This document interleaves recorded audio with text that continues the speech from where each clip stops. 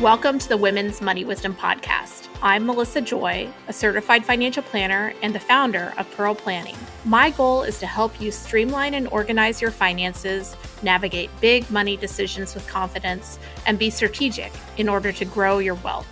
As a woman, you work hard for your money, and I'm here to help you make the most of it.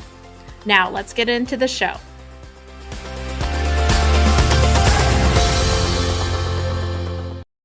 Welcome back to the Women's Money Wisdom Podcast. Today, we always love having authors of new personal finance books join us, and today is going to be a great one. We are thrilled to have as our guest Ben Carlson. He is the Director of Institutional Asset Management at Ritholtz Wealth Management.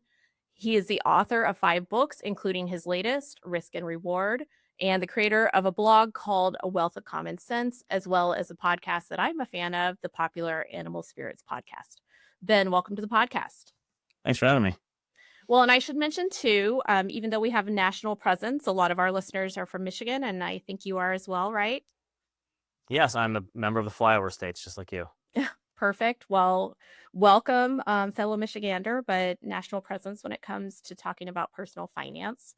Congratulations on the new book. Thank you. Tell me a little bit about why you decided to write what I think is a great, like a popular literature textbook, or not literature, but, like something you could pick up in the bookstore to teach you about history lessons when it comes to money in the framework of risk and reward. I feel like I've been trying to explain the markets for the past 12 years or so since I started my blog, and figure out different ways of using data and stories and analogies and ways to do that in like plain English. And when you write for as long as I have, you're bound to get feedback. And I love getting feedback from people, questions, and there's also pushback and exceptions and devil's advocate. And hey, what about this? And did you ever think about this? And I think it's good to sort of stress test all of your own strongly held beliefs. And and I wanted to show that even though I believe in the power of long-term investing, that if you look at the history of the markets over the last 100 years or so, there's just a laundry list of bad things that have happened. And I wanted to kind of show both sides of it. So that's why it's called risk and reward. It's like a yin and yang type of thing. And I wanted to show people that yes, the long-term results can be magnificent in the stock market, but it's not easy. It's never easy, and it's never been easy to sort of stick it out through all the bad times. So true. And I think we are sitting in a moment in time where there's been a lot of reasons to be scared, but there's also been so much to believe in when it comes to investing results. If you just wait a month or 2 or 3, then for most of the last 15 years, almost 20 years, you have been rewarded. And so one of the things I love about having had a chance to read the book is that it takes us over periods of time that newer investors haven't been exposed to. And so why do you think those history lessons matter, and what are a few of your favorites? So William Bernstein is one of my favorite authors, and I try to kind of look at the similar things he does. And he said something along the lines of the only black swans are the history I've never read before. And I was really attracted to history when I first got into this business, because I realized there was a lot of stuff about the markets I just didn't know. And I was never going. It's some of the things you have to experience, but I think also you can learn from history to understand like the range of outcomes. And it's funny, when I talked to my publisher about this book, he told me, like, whenever this book comes out, it's going to be a good time, because there's always something going on in the markets that is surprising or shocking, or catches people off guard to the upside and the downside. And yes, I wanted to go through things like the Great Depression in the 1970s and the lost decades and all these things that have happened. And you mentioned how things keep snapping back really quickly in this cycle, and they don't seem to last as long. But there's been plenty of periods throughout history where there have been these long, drawn out crises, right? And I think it's good to provide a reminder to people too, that this stuff doesn't always come back so quickly, and sometimes there are these really nasty recessionary periods and these bull bear markets that can last for a few years instead of a few months. And I think the one interesting one to me that was kind of seemed to match up with today is just the inflationary period of the 70s. And it's kind of one that not a lot of people talk about very often. And it wasn't something we really had to consider until we had inflation this decade, because it had been so long. It had been 40 years since we had inflation as high as we did.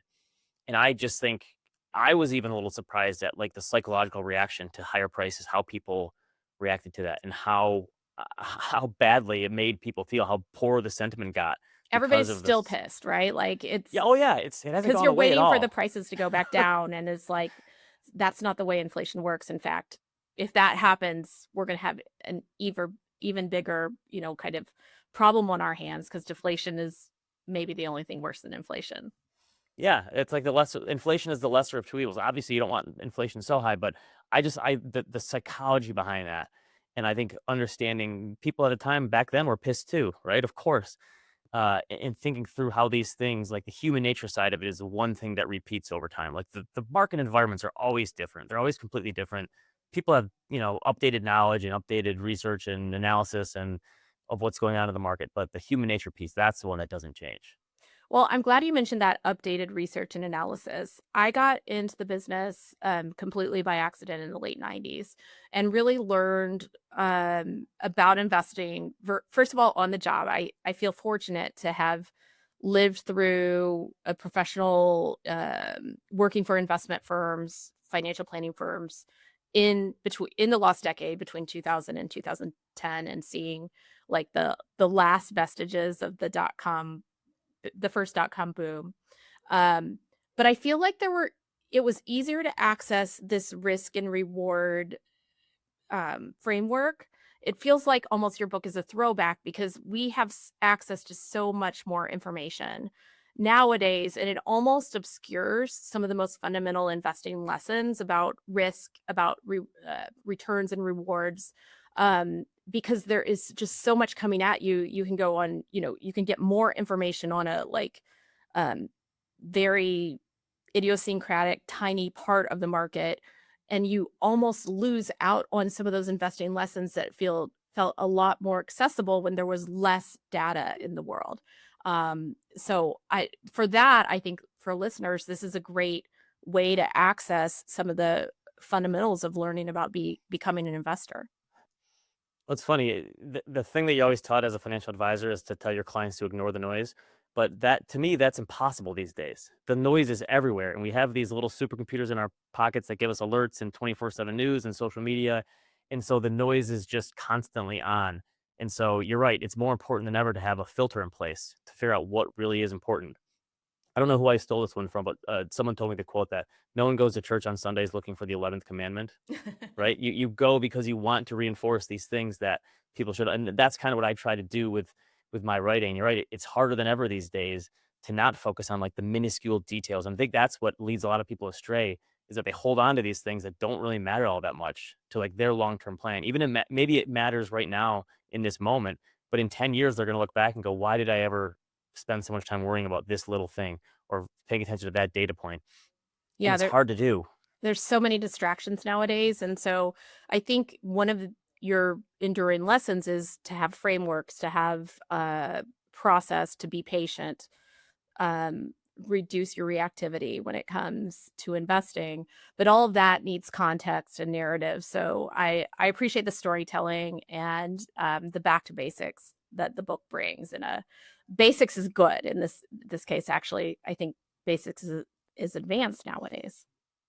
Yeah, you're right. I like to think that like I always say that simplicity trumps complexity, because I think it's easier to fool yourself with complexity, but it's also easier to like stray from the path when you have too complex of a financial plan or an investment plan. And I think it's easier to like rebalance into the pain when you have something that you understand, like what you invest in and why you invest in it, as opposed to something that you don't really understand. If you don't understand what you're investing in and you have like the new latest thing, even though it might be a good investment for someone else, if you can't personally, emotionally stand it, you're going to give up on it the first chance. And guess what? There's a million other things to invest in these days. So that's the hard part is that there are so many things that you can invest in that the temptation to change your portfolio and to change your plan has never been greater. And there's no barriers to entry anymore, right?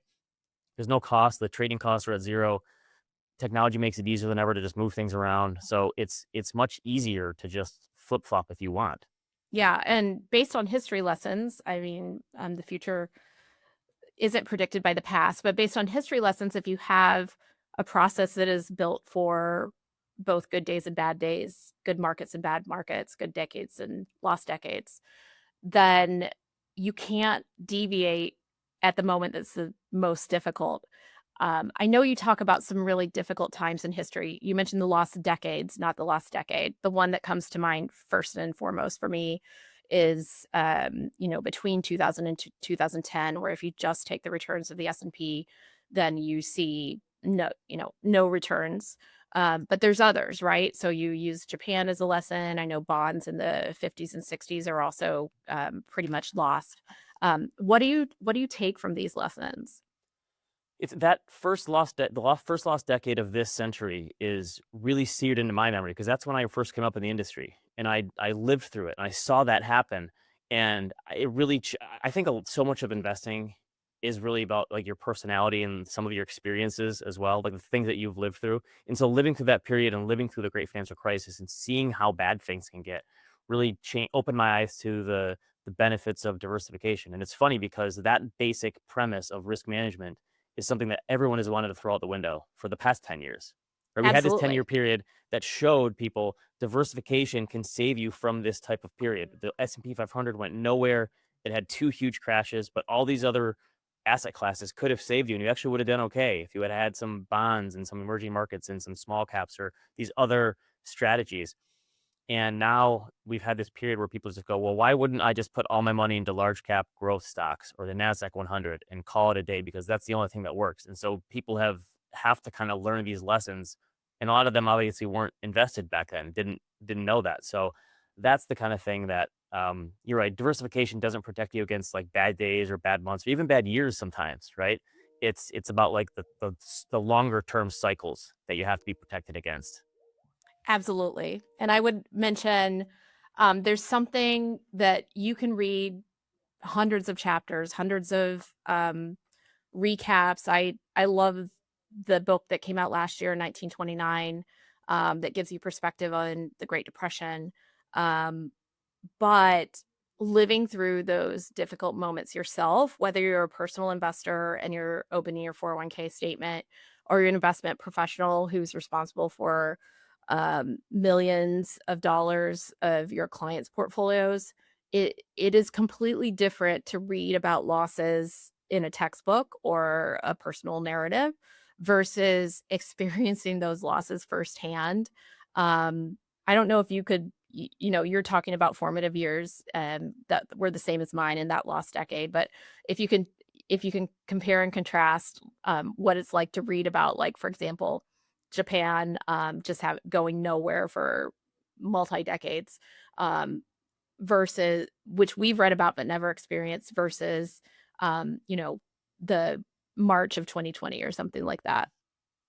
Yeah, I so there's this book called The Great Depression: A Diary, and this guy Benjamin Roth found his grandfather's diary from the Great Depression, and he wrote these little passages every couple months about what was going on and what it was like to live that period. And it's funny because most history books do a look back, and with the benefit of hindsight, it's often easy to say, oh, of course, you would have bought back then when stocks got killed. Like I would have bought. It was obvious.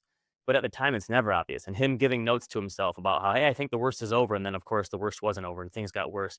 And and so, yes, I think it is you wanna, like, stand on the shoulders of giants sometimes and learn the mistakes of people in the past, but sometimes you have to just pay your own tuition, unfortunately, and learn those lessons and mistakes yourself. Uh and I think that's like with every young investor. And I think coming out of the great financial crisis, a lot of young people wanted nothing to do with stocks. Remember, that was the story that millennials are giving up at the stock market, and that was a mistake. It seems like now we've gone to the other side of the boat, and a lot of young people are just taking so much risk, right? They're day trading, they're speculating, and doing all those other things. And I think the pendulum does just kind of swing back and forth depending on the market cycle. And I guess the hope is you do learn those lessons when you're young and you don't have as much at stake, right? You have a smaller financial nest egg. And then when you're older, you've learned some lessons and you've gone through things and you realize uh, one big mistake in your older middle age retiree life can ruin your financial plan. And you don't want to make the worst possible error at the worst possible time.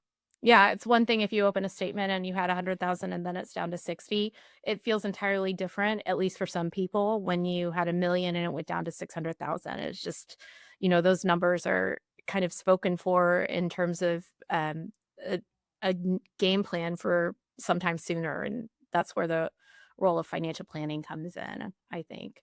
Um, and it's so interesting too when you think about what we've seen as investing professionals, where yes, the kind of populace has their trends, but also our financial industry caters to those trends, and in some cases creates a feedback loop of self affirmation. I remember, after 2009, it was like, this is the new normal. There's so much debt. We're going Yeah. to never be able to trust equities again. Everything's overpriced way early after, kind of the recovery starting in 2009. And those that kind of deviated from their process and game plan and believed that really stunted the recovery and the, kind of bounce back that you could have participated in when it comes to portfolios. Yeah, that's why the big thing I talk about in my book, I think I still quote from Howard Marks, but he talks about like you don't try to predict, you try to prepare. And I think that's what the last 20 years has taught me, that so many people have tried to predict what happens next. And even the people who said they saw the financial crisis coming, most of them couldn't turn that side of their brain off and turn around the other way when it did snap back.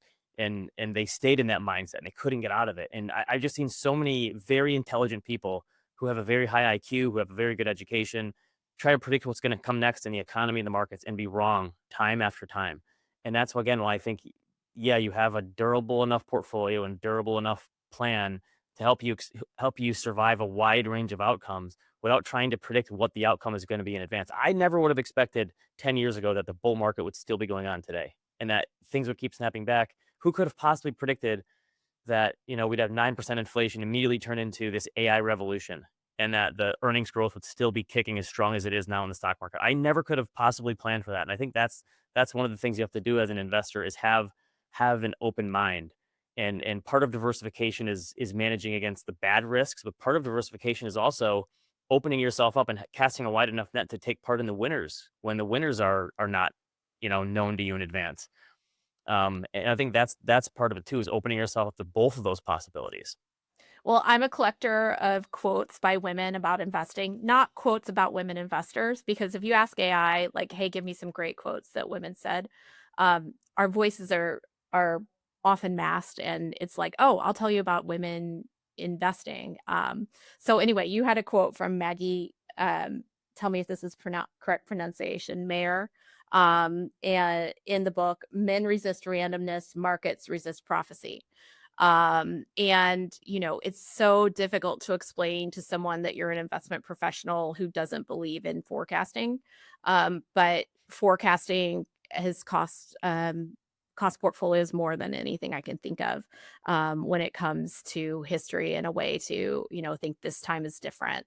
And it may be different, every time is different, but it's probably not the way that you're predicting, even if you're Yeah, and really she good. and she we talk about history. Although she wrote one of my favorite books that I think it's one of the more underestimated uh, books on financial market history. It's called just called Bull, and it's a history of the bull market in the 1980s and 90s. But she also extended it to talk about what happened in the aftermath of the dot-com bubble blowing up and how people reacted to that situation ending.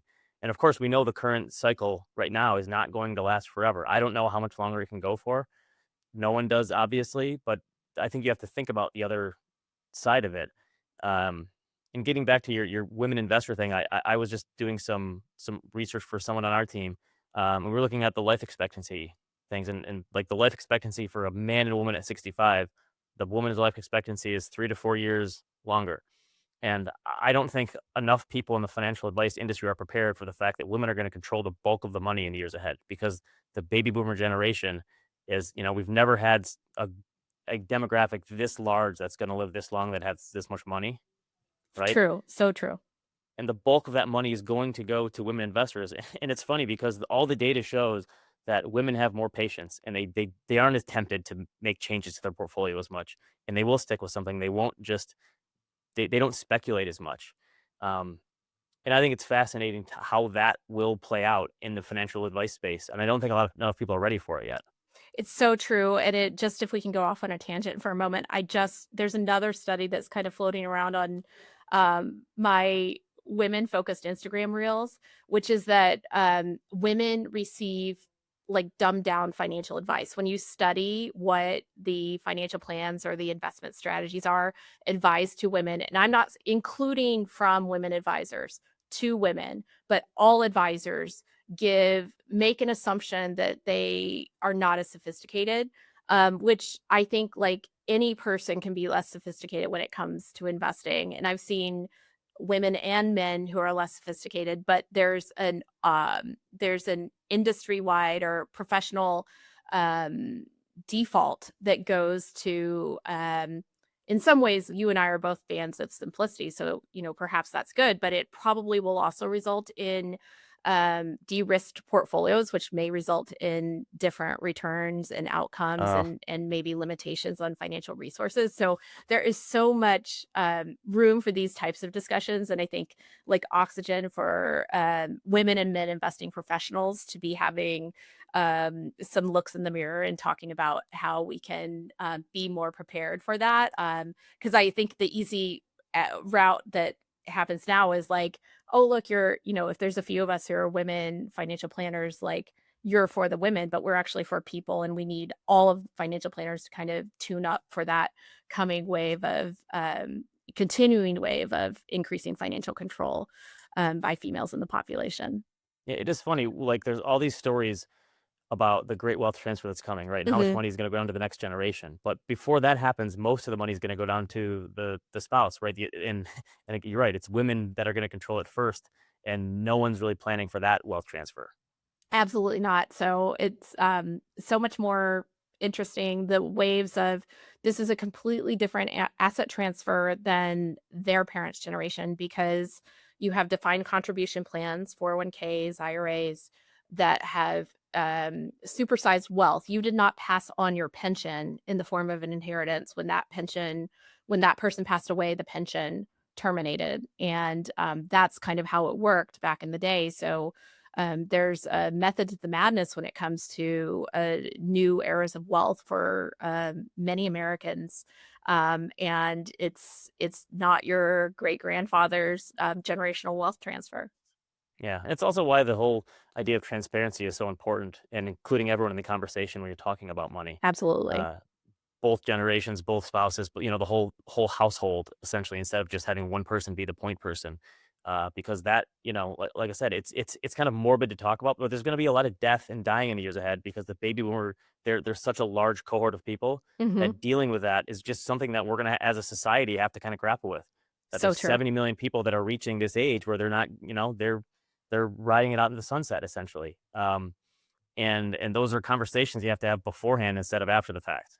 Absolutely, and I find, like, we cater to, working with people that are Gen X and older millennial, and they're whether it's dealing with an estate, but so many of them that I'm working with just anecdotally are getting, like, firsthand checking on mom and dad, finding out they haven't filed taxes in a couple years, they're kind of masking, the diminishing capacity, and then, you wake up and you're trying to figure out, like, how is this working? And, grandpa was good with stocks, so he was self-managing all the way through, which was great, the wealth was created, but now it needs to be tended to and managed, and it sure is helpful to have that conversation before the capacity issues, present themselves.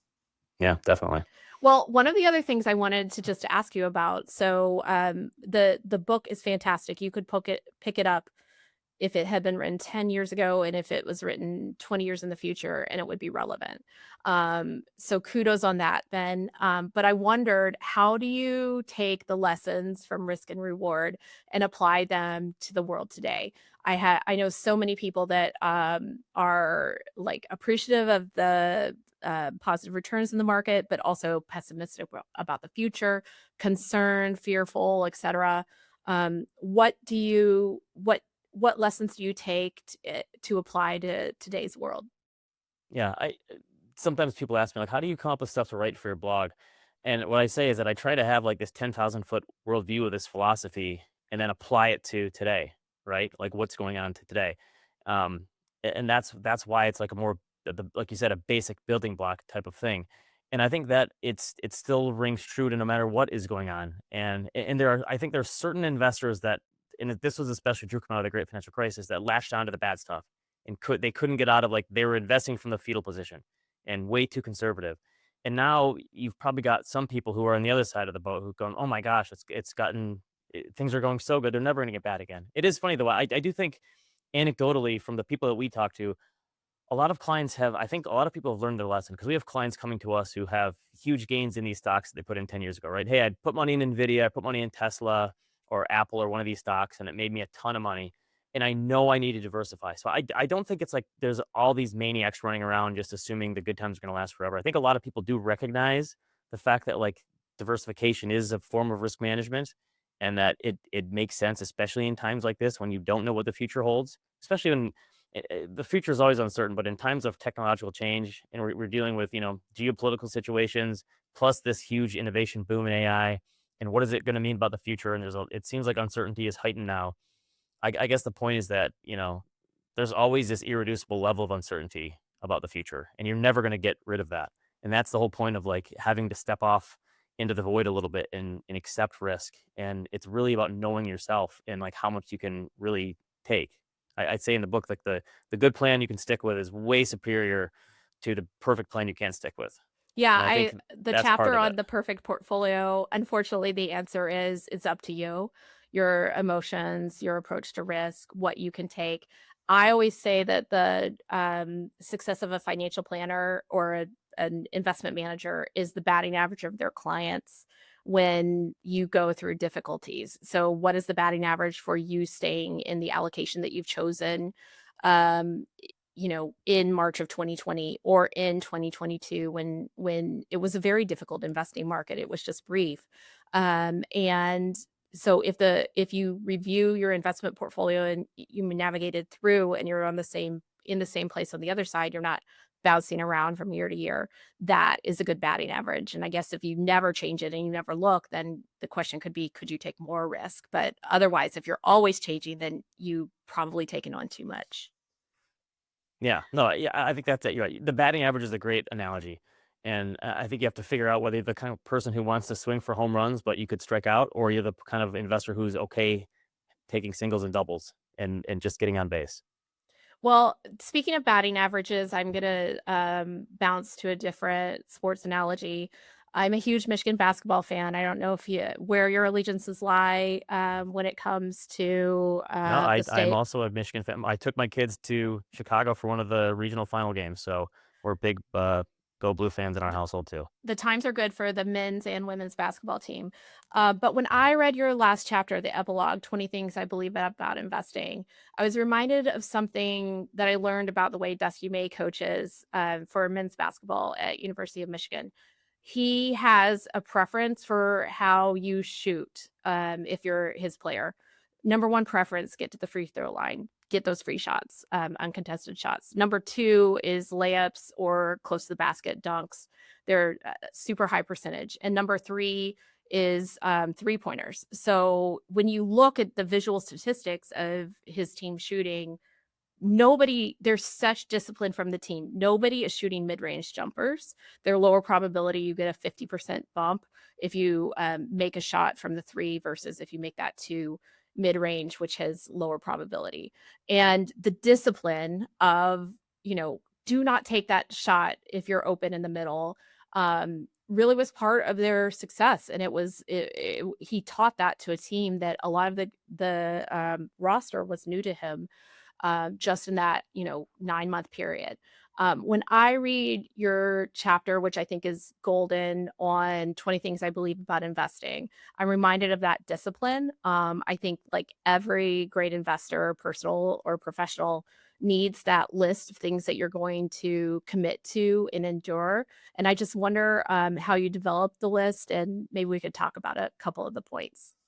Yeah, I think it's kind of everything that I've been trying to figure out about myself and about investing in the markets. And I just think that the markets are like this huge laboratory for understanding human emotions, and that's the biggest part of it. Obviously, everyone can look at the data now, and the data is pretty easy, much easier to come by.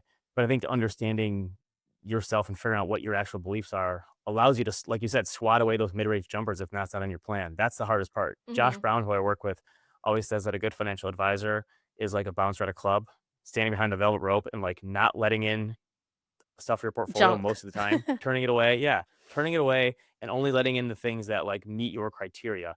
But you have to have a criteria in the first place, otherwise you're totally lost. Absolutely. I think like your number one on the list is I believe simple beats complex. And I think simplicity, whether it's in your financial plan, simplicity definitely in your investment process.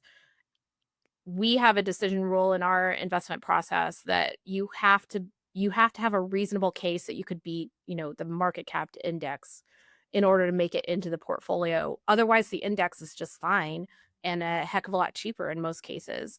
And simplifying wherever possible is a great way to get started when it comes to kind of dictums that can really help you to be successful as an investor. Yeah, and easier to understand. You know what you own and why you own it. Yes, you're right. That index should be your anchor for, and it's kind of like a benchmark comparison too for the rest of the stuff in your portfolio. If you're going to pick stocks, if you're going to pick an actively managed fund, you compare it to that index, and that's kind of your benchmark. Like, was all the time and effort and higher fees and higher costs and more transactions, was it actually worth it in the end? Absolutely. And I think a lot of the rest of your, kind of 20 beliefs are behavioral and psychological. Can you just, I know you emphasize this throughout the book, but just tell us in your own words how important that psychology is to being successful over time as an investor. Yeah, I when I first got into the business, I was working on the institutional side of things, and I was in the room with a lot of very smart people, very high IQ, very well educated. They had a lot of letters after their names, MBAs and CFAs and PhDs and all these things. But I found a lot of those people tried too hard to outsmart the market, and I Mhm. realized that they didn't have any. They were so smart, they didn't have enough self awareness or self control. And I realized Or like, maybe oh, okay, humility.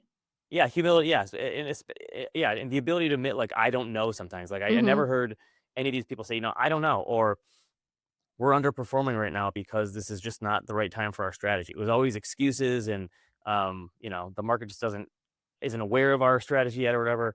It's going to happen, and so I think like I learned that self control and self awareness, and that matters a lot more.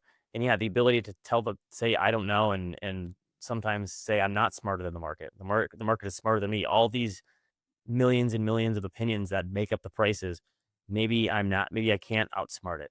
That's not to say the market is always right, but I think, yeah, that having some humility and self awareness is huge as an investor, because uh, I had a boss who told me, like, don't like you're going to be surprised in the market. Just don't be surprised that you are surprised by what happens.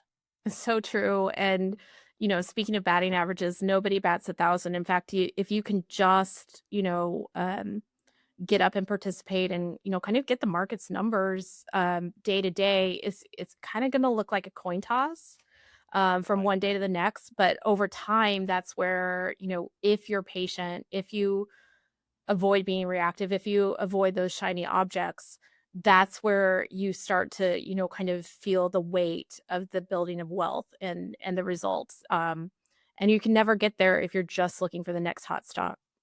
Yeah, and the hard part is it takes time. You do have to be patient. That's hard for a lot of people these days because everything in our society is on demand now, right? Yeah, it's Food and movies and milliseconds. TV shows. Yeah, Hmm. everything is right there. So true. Well, Ben, where can people find the book? I'm sure everywhere. Yeah, Harriman House published it for me. They did a great job. I actually read the audiobook myself. I figured I'd try it to that for the first time since I do the podcast.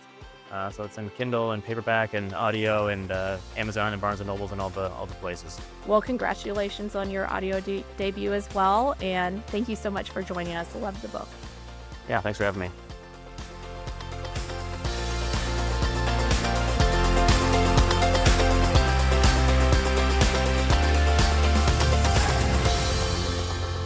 Thank you for listening to the Women's Money Wisdom podcast.